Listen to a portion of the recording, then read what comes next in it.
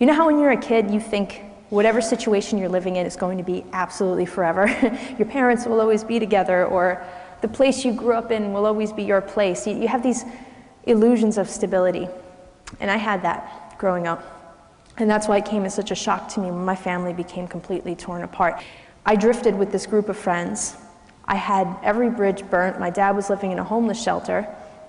And I quickly lost myself. And what I find really interesting is that I've heard a lot of people speak about the nature of identity, what goes into what we believe most about ourselves.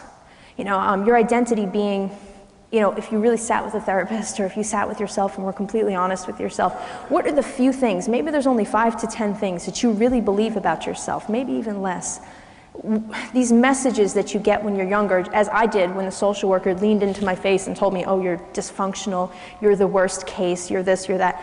What are the messages that we get growing up that make us believe we're a certain type of person?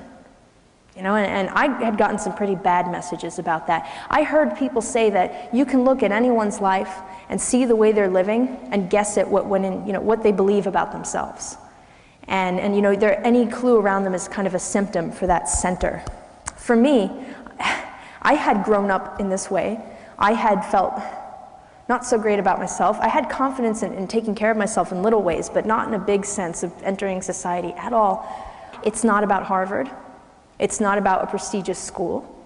It's not about that. It's about learning, about educating yourself and gathering enough knowledge to find your way through any little crack or crevice you possibly can so that you can move up and escape from that trap that you were born into. Whatever that looks like in any version, if that's meaningful to a person, that's success. It's not about all this prestige and everything.